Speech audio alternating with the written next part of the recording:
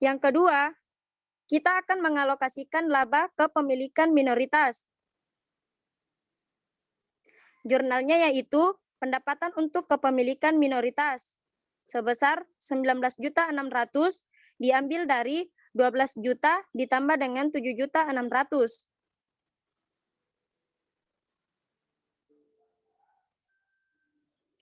Kemudian pada dividen diumumkan saham preferen sebesar 12 juta diambil dari 100 juta dikali 12%. Dan kepemilikan minoritas pada dividen diumumkan saham biasa sebesar 6 juta diambil dari 30 juta dikali 20%. Dan kepemilikan minoritas sebesar 1.600.000 diambil dari 19.600.000 dikurangi dengan 12 juta dan 6 juta. Kemudian mengeliminasi saldo investasi awal. Jurnalnya yaitu saham biasa PT Anak sebesar 200 juta, saldo laba 1 Januari 100 juta, pada investasi pada saham PT Anak sebesar 240 juta, dan kepemilikan minoritas sebesar 60 juta. Kemudian mengeliminasi saham preferen anak perusahaan. Jurnalnya yaitu saham preferen PT Anak pada kepemilikan minoritas sebesar 100 juta. Sekarang kita masukkan jurnal eliminasi ke kertas kerja konsolidasian. Pada kertas kerja konsolidasian, pada total aset,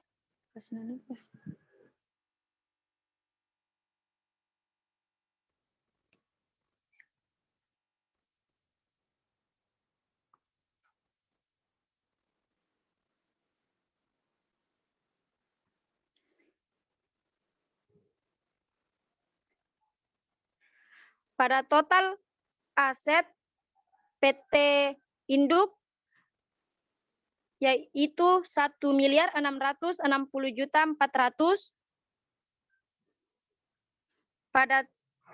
pada kewajiban ditambah ekuitas 1.660.400.000 pada PT Anak di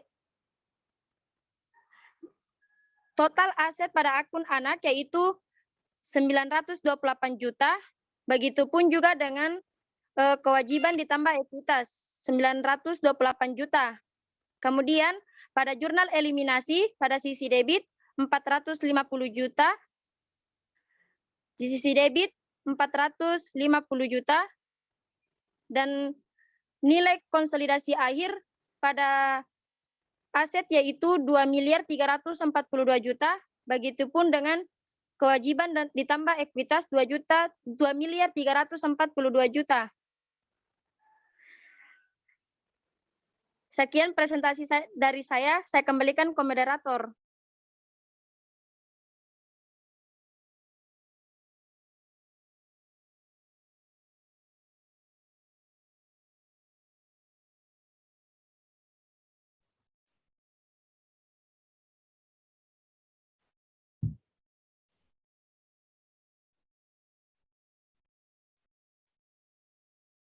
Baik, itulah presentasi dari kelompok kami.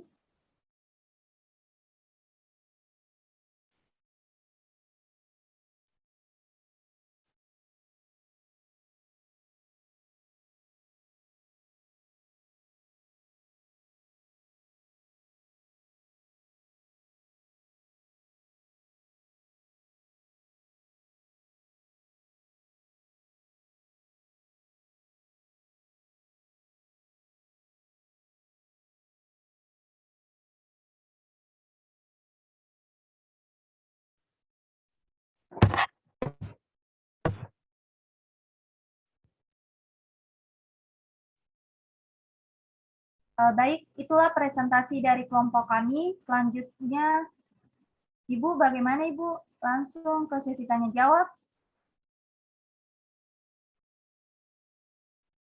Iya. Iya, Dek. Baik, langsung saja saya persilahkan kepada teman-teman sekalian yang ingin mengajukan pertanyaannya, dipersilahkan.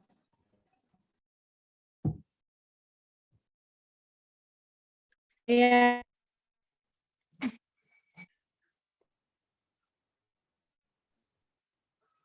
Baik, saya persilahkan kepada Saudari Rizka Ramadana untuk mengajukan pertanyaannya, dipersilahkan.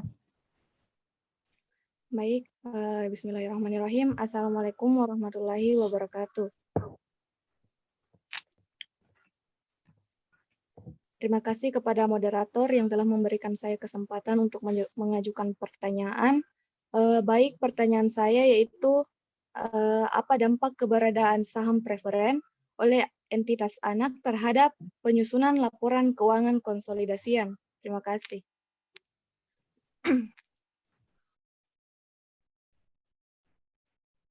Baik, terima kasih. Selanjutnya saya persilahkan kepada teman-teman yang ingin bertanya, dipersilahkan.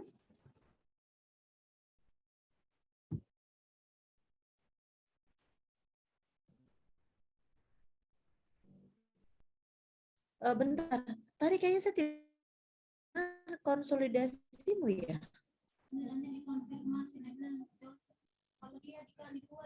Tadi jurnalmu sampai mana? Sampai jadi eliminasi. Terus laporan konsolidasinya belum ya? Sampai kertas kerja konsolidasi, Ibu. Sampai kertas kerja konsolidasi tadi? Iya, Bu. Coba deh tunjukkan dulu, Bu, kertas kerja konsolidasimu. Siapa tahu Ibu tidak lihat. Tadi.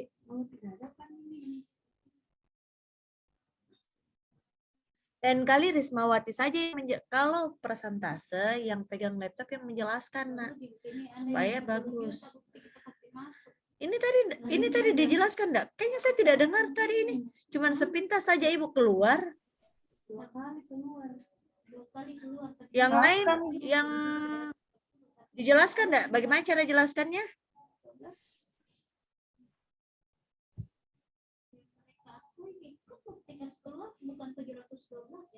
Syarul ini dijelaskan tadi atau tidak?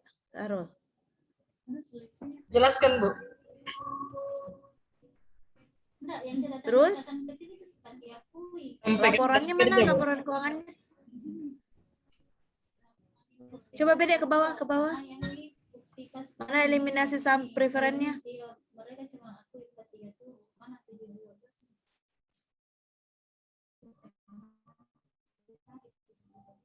Coba di atas. Cepat sekali. Oke, kalau gitu lanjut.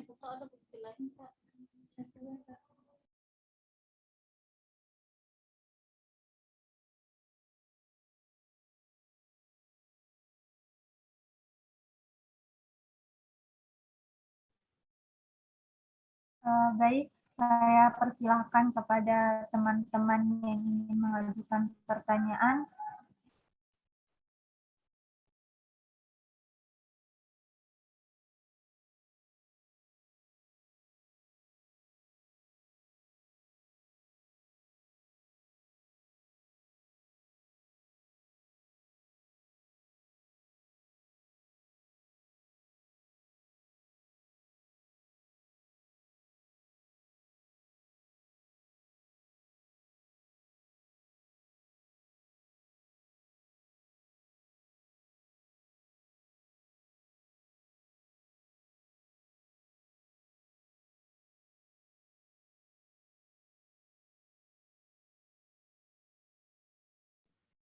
Apa masih ada teman-teman yang ingin mengajukan pertanyaan, dipersilahkan.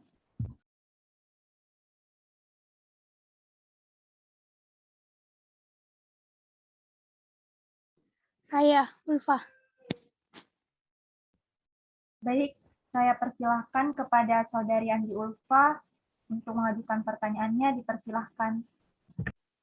Baik, terima kasih. Pertanyaan saya itu begini, anak perusahaan menjual saham biasa tambahan ke non-afiliasi pada harga lebih tinggi dari nilai buku per lembarnya. Nah, pertanyaan saya itu bagaimana transaksi tersebut menguntungkan pemegang saham yang ada? Terima kasih.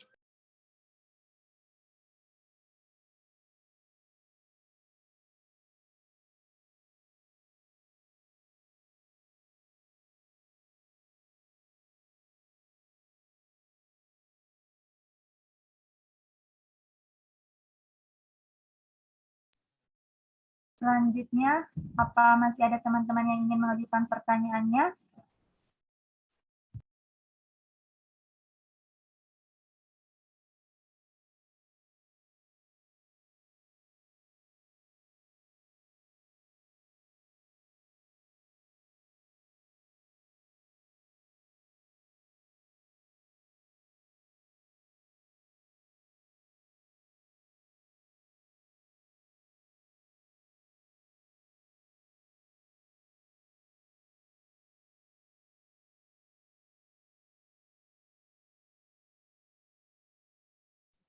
Kenapa ini diam semua kelas ini?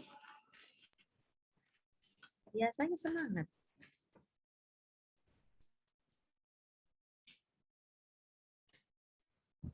Saya persilahkan kepada teman-teman yang ingin mengajukan pertanyaannya, dipersilahkan.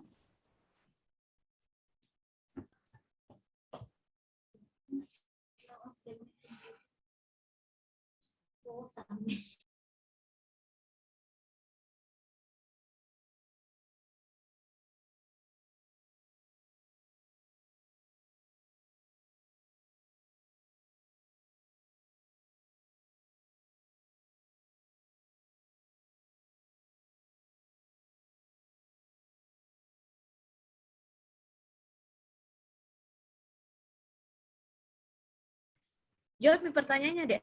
Kalau sudah, ditutup saja.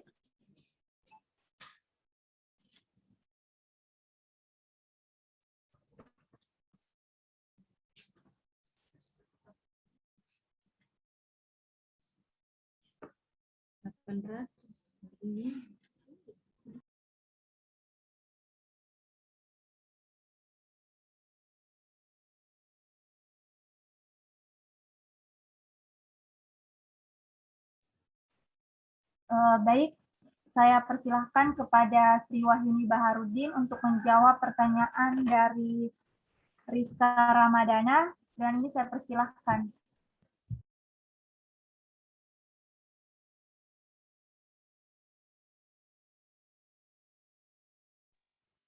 Baik, saya akan menjawab pertanyaan dari Saudari Rizka Ramadana, yaitu apa dampak keberadaan saham Priven oleh entitas anak terhadap penyusunan laporan keuangan konsolidasian. Adapun jawabannya yaitu keberadaan saham Priven dalam struktur ekuitas anak perusahaan membuat proses konsolidasi menjadi kompleks, meskipun prosedur dasarnya tidak berubah. Akuntansi induk perusahaan atau investor yang menggunakan metode ekuitas juga terpengaruh ketika perubahan investasi memiliki saham prefer yang beredar. Kerumitan muncul dari kebutuhan untuk mempertimbangkan hak pemilik saham Priven dalam mengalokasikan ekuitas dan penghasilan perubahan investasi di antara komponen saham biasa dan preferen. Sebagian besar saham preferen yang dikeluarkan adalah saham preferen kumulatif, non-partisipatif, dan non-voting. Biasanya saham ini memiliki hak preferensi dalam hal likuiditas dan seringkali bisa ditarik dengan harga di atas nilai nominal atau nilai likuidasi. Laba bersih perusahaan investasi yang memiliki saham preferen pertama-tama dialokasikan kepada pemegang saham preferen berdasarkan perjanjian preferen, sedangkan sisanya dialokasikan ke pemegang saham biasa. Jika saham preferen memiliki harga yang diminta atau harga yang dibayar kembali, maka nilai inilah yang digunakan dalam mengalokasikan ekuitas investasi kepada pemegang saham preferen. Jika saham preferen tidak memiliki harga yang diminta, maka ekuitas dialokasikan berdasarkan nilai nominal saham ditambah agio kalau ada. Kemudian setiap hutang dividen dari perusahaan preferen kumulatif harus dimasukkan ke dalam ekuitas yang dialokasikan kepada pemegang saham preferen. Untuk saham preferen yang non-partisipatif, laba dialokasikan kepada pemegang saham berdasarkan tingkat atau nilai preferensi. Apabila saham preferennya kumulatif dan non-partisipatif, laba tahun berjalan yang dialokasikan kepada pemegang saham preferen. Demikianlah jawaban dari saya kembalikan kepada moderator.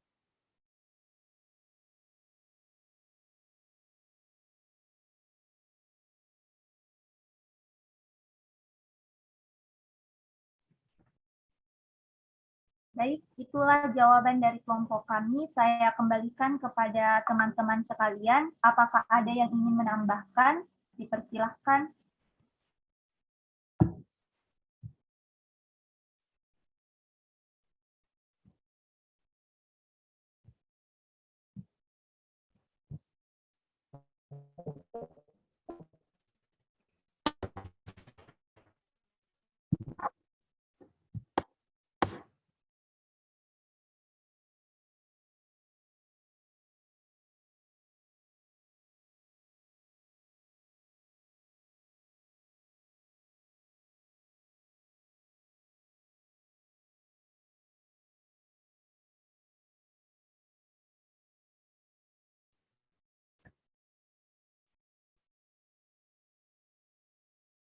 Baik, karena tidak ada yang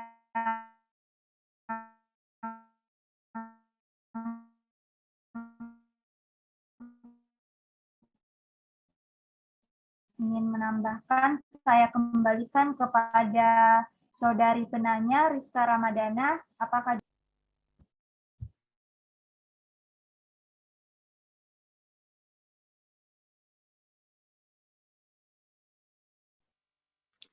Baik, terima kasih kepada kelompok 7. Jawabannya sudah jelas. Terima kasih.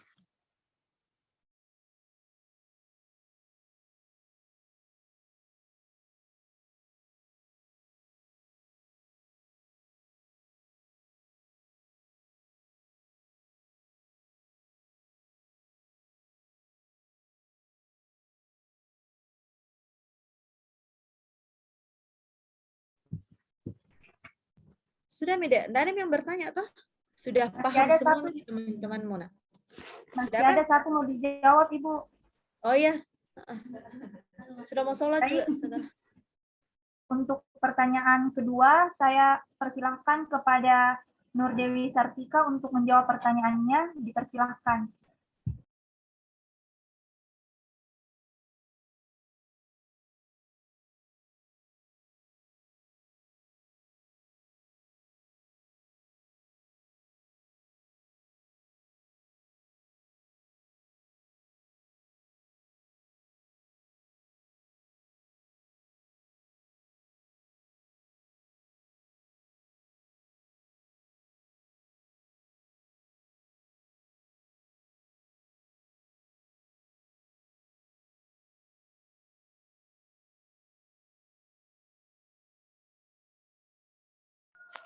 Baik, saya akan menjawab pertanyaan dari Saudari Andi Ulfa. Pertanyaannya yaitu, anak perusahaan menjual saham biasa tambahan ke non-afiliasi pada harga lebih tinggi dari nilai buku per lembar. Bagaimana transaksi tersebut menguntungkan pemegang saham yang ada?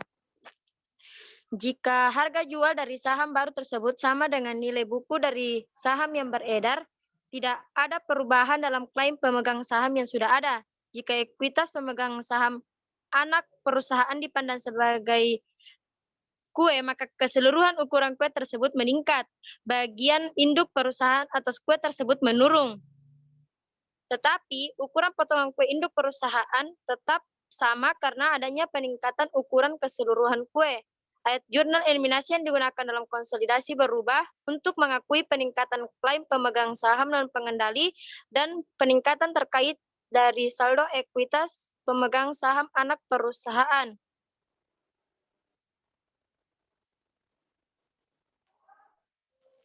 Akan tetapi, sebagian besar penjualan tidak terjadi pada nilai buku. Pada saat harga jual tidak sama dengan nilai buku, semua pemegang saham biasa mendapat alokasi pro rata dari perbedaan tersebut. Dalam situasi seperti ini, nilai buku dari saham anak perusahaan yang dimiliki oleh induk perusahaan berubah walaupun jumlah saham yang dimiliki tetap.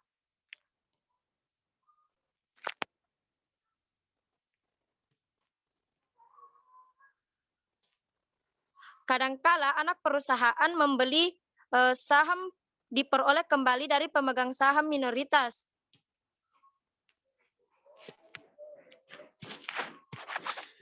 Itulah jawaban dari saya kembalikan ke moderator.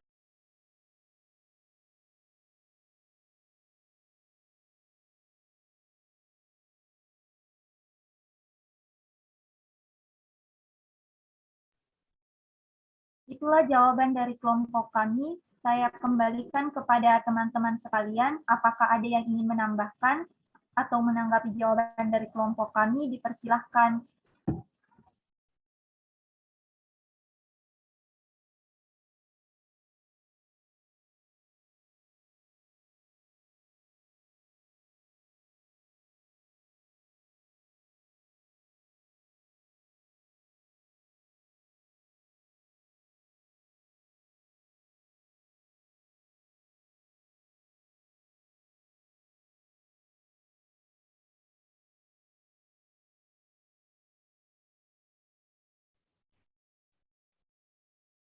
Baik, saya kembalikan kepada Saudari Andi Ulfa. Apakah jawaban dari kelompok kami sudah cukup jelas?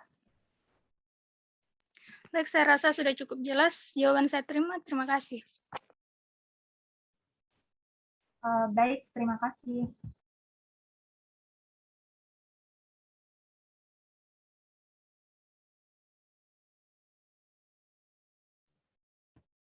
Baik, itulah diskusi dari kelompok kami. Dapat disimpulkan bahwa sejumlah isu pemegang saham yang timbul dalam penyusunan laporan konsolidasi pada saat anak perusahaan mempunyai saham preferen yang beredar, setiap saham preferen yang dimiliki induk perusahaan harus dieliminasi karena saham tersebut dimiliki di dalam entitas konsolidasi.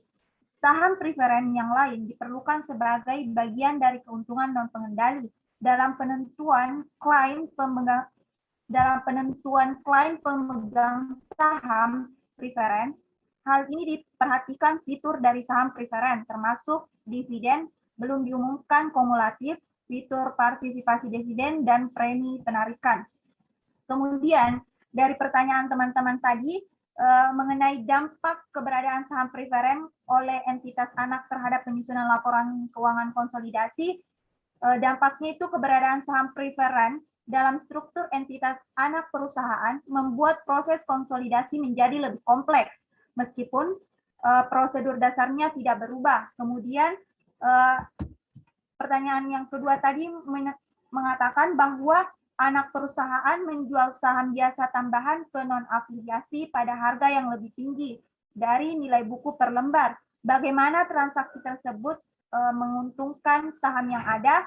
Dari sudut pandang konsolidasi, penjualan saham tambahan oleh entitas anak kepada pihak-pihak non-afiliasi, serta penjualan saham entitas anak oleh entitas induk merupakan transaksi yang serupa. Pada kedua kasus, entitas konsolidasi menjual saham kepada kepentingan non-pengendali, karena partisipan dalam sebuah konsolidasi dianggap sebagai anggota dari suatu entitas ekonomi tunggal. Baik, itulah presentasi dari kelompok kami. Saya sebagai moderator memohon maaf apabila ada salah-salah kata, dan saya mengucapkan banyak terima kasih kepada teman-teman yang sudah berpartisipasi. Dengan ucapan alhamdulillah, saya tutup diskusi pada pagi hari ini. Assalamualaikum warahmatullahi wabarakatuh. Waalaikumsalam warahmatullahi wabarakatuh. Waalaikumsalam warahmatullahi wabarakatuh.